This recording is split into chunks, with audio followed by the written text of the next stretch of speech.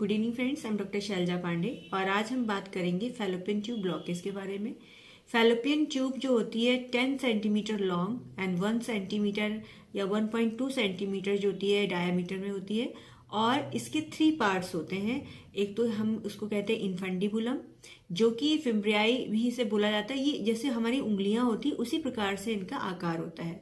और ampulla second part and third part is isthmus. ठीक है, अब क्या होता है कि फैलोपियन ट्यूब होती क्या है।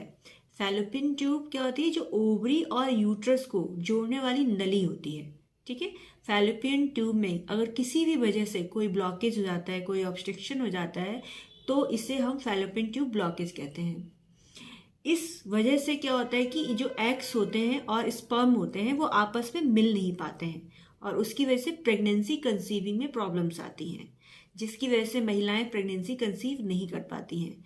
कई बार ऐसा होता है कि शादी के कई सालों तक अगर प्रेगनेंसी कंसीव नहीं होता है तो जब वो टेस्ट कराती है तो उसमें वो यही आता है कि आपकी फैलोपियन ट्यूब बंद है। ये एक तरफ से भी हो सकती है या फिर दोनों तरफ से हो सकती है। ठीक है, तो इसमें क्या है, फैलोपियन ट्यूब बंद होने के क्या कारण हो सकते हैं, क्या कारण हो सकता है कि इसमें ब्लॉकेज हो जाता है। तो सबसे पहला कारण तो पीआईडी, पेल्विक इन्फ्लेमेटरी डिजीज। अगर महिलाओं को बहुत लंबे समय से लगातार इन्फेक्शन चला आ रहा है, पीआईडी की कंडीशन आ रही है, तो उसकी वजह से भी फैलोपियन ट्यूब ब्लॉकेज हो सकता है। Next is sexual transmitted diseases भी इसका कारण हो सकती हैं, एसटीडी।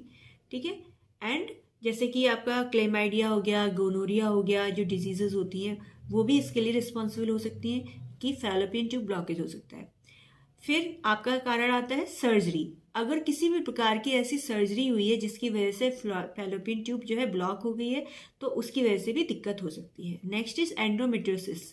एंडोमेट्रियोसिस जो होती है डिजीज होती है, तो इसकी वजह से भी फैलोपियन ट्यूब ब्लॉकेज हो सकता है। एपेंडिसाइटिस भी इसका कारण हो सकता है। ठीक है, दूसरा हार्मोनल डिस्टर्बेंस भी इसके कारण हो सकते हैं। फाइब्रॉइड, अगर यूट्रस में जिसे हम रसौली कहते हैं, गांठ हो जाने की वजह से भी फैलोपियन ट्यूब ब्लॉकेज की परेशानी महिलाओं में आ सकती है।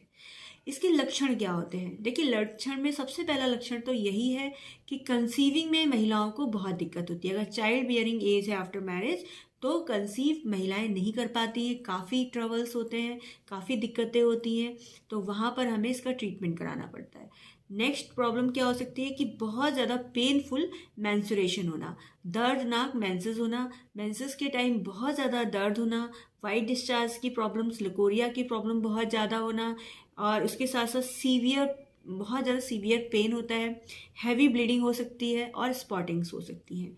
ठीक है, ये सारी दिक्कतें होती हैं। दूसरी बात ये है कि आमतौर पर क्या होता है कि इसमें पेट के एक तरफ दर्द होता है। ठीक है, और इसे हम सल्फिजिंग कहते हैं और या फिर ट्यूब में स्वेलिंग हो जाना कहते हैं। ठीक है, हाइड्रोसल्फिनिक्स भी इसको कहा जाता है इस स्थिति को। तो इसके कारण जो है एक तरफ पेट में दर्द होना और फिर जो है फैलोपियन ट्यूब ब्लॉकेज के सिम्टम्स हो सकते हैं। ठीक है, अब इसमें हम ट्रीटमेंट की बात करते हैं। ट्रीटमेंट क्या हो सकता है? देखिए, सबसे पहले मैं सर्जिकल और कुछ ट्रीटमेंट्स की बात करती हूँ, उसके बाद में होम्योपैथिक ट्रीटमेंट की बात करेंगे। ट्यूबल कैन्युलेशन किया जाता है। इसमें ट्यूबल कैन्युलेशन में क्या होता है कि एक बिना चीरा लगाए, ये एक मेथड होता है जिसमें चीरा लगाने की आवश्यकता नहीं होती है। इसमें क्या होता है, एक पतला सा पाइप लेते हैं और या पतला सा हम कैथेटर बोलेंगे, जो कि वेजाइना के थ्रू जो है अंदर डालते हैं और हम यूएसजी या फिर एक्सरे के थ्रू उसमें जो रुकावट हो रही है फैलोपियन ट्यूब को, उसको खोलते हैं।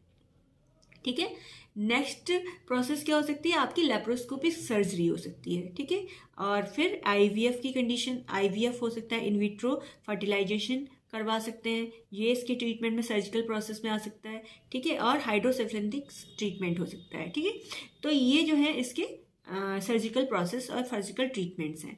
अब हम बात करते हैं होम्योपैथिक मेडिसिन के बारे में कि homeopathic medicine fallopian tube blockage के लिए कितना ज़्यादा हेल्पफुल है और कितना ज़्यादा सक्सेसफुल है। देखिए, सक्सेसफुल तो बहुत ज़्यादा है। फैलोपियन ट्यूब ब्लॉकेज जो होम्योपैथिक मेडिसिन से ओपन हो जाता है, जिसमें किसी भी प्रकार का महिलाओं को सर्जिकल प्रोसेस कराने की आवश्यकता नहीं पड़ती है। First medicine is cimicifuga. Cimicifuga racemosa जो है फैलोपियन ट्यूब के लिए बहुत अच्छी मेडिसिन है। अगर पेशेंट जो आ रही है उसको बहुत ज़्यादा पेनफुल मेंसेस है, उसके साथ साथ अगर उसकी हिस्ट्री में एंडोमेट्रियोसिस है जिसकी वजह से फैलोपियन ट्यूब ब्लॉकेज हुआ है, तो वहाँ पर जो है सिम्सिफ्यूगा रेसिमोसा बहुत अच्छा काम करती है। नेक्स्ट मेडिसिन है यूपियोनोम। यूपियोनोम जो है 30 में हम दे सकते हैं पेशेंट में। यूपियोनोम बहुत बेस्ट मेडिसिन है जो है फैलोपियन ट्यूब ब्लॉकेज के लिए। दोनों तरफ के ब्लॉकेज इससे ओपन किए जा सकते हैं। इसमें पेशेंट को वाइट डिस्चार्ज की बहुत ज़्यादा दिक्कत होती है और हो सकता है उसको हिस्ट्री ऑफ पीआईडी हो, कि पीआईडी पेल्विक इन्फ्लामेटरी डिजीज होने की वजह से उसका ट्रीटमेंट अगर अच्छे से नहीं लिया है तो हो सकता है उसके अंदर फैलोपियन ट्यूब ब्लॉकेज की दिक्कत हो गई हो। तो अगर हिस्ट्री है पीआईडी की और वहाँ पर फैलोपियन ट्यूब ब्लॉकेज है तो वहाँ पे यूपियोनम बहुत अच्छी मेडिसिन है, बेस्ट मेडिसिन है फैलोपियन ट्यूब ब्लॉकेज के लिए। तो आप इसको 30 पोटेंसी में अकॉर्डिंग टू पेशेंट की कंडीशन, अगर आप पोटेंसी बढ़ा सकते हैं तो 200 पोटेंसी में भी दे सकते हैं। Next medicine lachesis 200। लैकेसिस 200 तब दी जाती है जब पेशेंट को लेफ्ट साइडेड कंप्लेंट्स होती हैं। जैसे जो महिला है वो कंप्लेन करेगी कि मुझे लेफ्ट साइड पेन हो रहा है, लेफ्ट साइड एब्डोमिनल पेन है और बहुत ज़्यादा पेनफुल मेंसेस होंगे, और उसके साथ साथ पेशेंट ये कहेगी कि मुझे ब्लैक कलर की ब्लीडिंग होती है, जो ब्लड आ रहा है मेंसेस का वो ब्लैक कलर का होता है, और फर्स्ट डे तो बहुत ज़्यादा पेनफुल कंडीशन होती है, ठीक है, और लेफ्ट साइडेड कंप्लेंट्स रहती है, तो वहाँ पर हम लैकेसिस देते हैं। लेफ्ट साइडेड ओवेरियन पेन होना, और इसमें क्या होता है कि जो प्रेगनेंसी पेशेंट जो है प्रेगनेंसी कंसीविंग में प्रॉब्लम्स होगी, और उसके साथ साथ वाइट डिस्चार्ज और बर्निंग कंडीशंस होंगी, वेजाइनल बर्निंग बहुत ज़्यादा होगी, तो वहाँ पर हम लैकेसिस 200 पेशेंट को दे सकते हैं, ठीक है। इसके अलावा बहुत सारी लॉट्स ऑफ मेडिसिन हैं, जैसे पल्सिटिला 30 हो गई, पेल्विक पेन है, उसके साथ साथ पेशेंट को बेचैनी है, वीपिंग टेंडेंसी है, और पेशेंट जो है बहुत ज़्यादा सॉफ्ट हार्टेड है, थोड़ा सा में भी इमोशनल हो जाता है, इस तरीके की अगर महिला है कोई, तो वहाँ पर फैलोपियन ट्यूब ब्लॉकेज में पल्सिटिला बहुत अच्छा वर्क करती है। इसके अलावा बहुत सारी मेडिसिन है। प्लेटिना भी बहुत अच्छी मेडिसिन है। प्लेटिना उन महिलाओं को दी जाती है जो बहुत ज़्यादा ईगोइस्टिक होती हैं और मतलब बहुत ज़्यादा घमंडी प्रकार की होती है, इस तरीके की जो महिलाएं होती हैं जिनका नेचर इस टाइप का होता है, वहाँ पर अगर फैलोपियन ट्यूब ब्लॉकेज का जो है प्रॉब्लम है तो वहाँ पे हम प्लेटिना पेशेंट को दे सकते हैं। इसके अलावा सीपिया, साइलिशिया बहुत अच्छी दवाइयाँ हैं इसके लिए, तो अकॉर्डिंग टू कंडीशन जो है हम पेशेंट को दे सकते हैं। डाइट एंड रेजिमेंट की अगर हम बात करें तो डाइट एंड रेजिमेंट में पेशेंट को विटामिन सी, जिंजर, हल्दी जो है बहुत अच्छा होता है इसके लिए, एप्पल हो गया, और पपीता भी बहुत अच्छा होता है फैलोपियन ट्यूब में डाइट एंड रेजिमेंट के लिए देखा जाए तो डाइट एंड रेजिमेंट में पपीता भी ले सकते हैं। एक मिनट, हाँ, तो इसमें क्या है आपका गाजर जो है, जैसे आजकल सर्दियों में गाजर आ रहा है तो गाजर इसके लिए बेस्ट है डाइट में। गाजर आप खा सकते हैं, गाजर का आप जूस ले सकते हैं, वो बहुत अच्छा है फैलोपियन ट्यूब ब्लॉकेज जिस महिलाओं में है। दूसरा खजूर हो गया, खजूर बहुत अच्छा है। लहसुन इसके लिए बहुत अच्छा है। मेथी के दाने हो गए, ये सारी चीज़ें जो है डाइट में आप ले सकती हैं। ब्रोकली बेस्ट है इसमें, ब्रोकली हो गया, ऑरेंजेस हो गए, क्योंकि इसमें विटामिन सी पाया जाता है। तो विटामिन सी जो है वो फैलोपियन ट्यूब ब्लॉकेज में डाइट में आप लें तो बेस्ट रहेगा।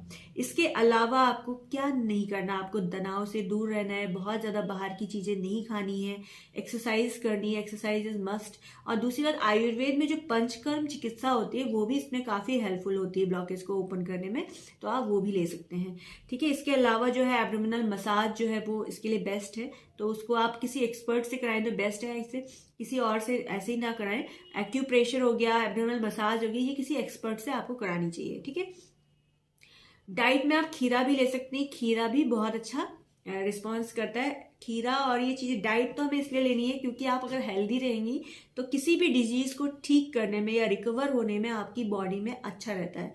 अगर आप दवाई खा रहे हैं मगर आप उस हिसाब से डाइट नहीं ले रहे तो रिकवरी स्लो होती है, मगर आप अच्छी डाइट ले रहे हैं, उसके साथ आप मेडिसिन अच्छे से ले रहे हैं तो आपकी बॉडी में डिजीज में रिकवरी अच्छी होती है, तो उससे आप जल्दी जो है क्योर हो सकते हैं। इसके अलावा आप टेस्ट क्या करा सकते हैं, यूएसजी, एक्सरे जो है, इसमें सल्फिंजियोग्राफी, ये सारे जो है टेस्ट करा सकते हैं, जिससे कि आपको पता चल सकता है कि फैलोपियन ट्यूब ब्लॉकेज है कि नहीं। Thank you so much, take care all of you. आज के लिए इतना ही, नेक्स्ट वीडियो में नेक्स्ट डिजीज के बारे में डिस्कशन करेंगे। अगर आपको कोई सवाल करना है तो कॉल फॉर मी ऐप, मेरा कंसल्टेशन ऐप है, आप उससे उस पर भी सवाल कर सकते हैं और यूट्यूब पे भी सवाल कर सकते हैं। समय मिलने पर हम उसका जवाब जरूर देंगे आपको। Thank you so much, bye bye.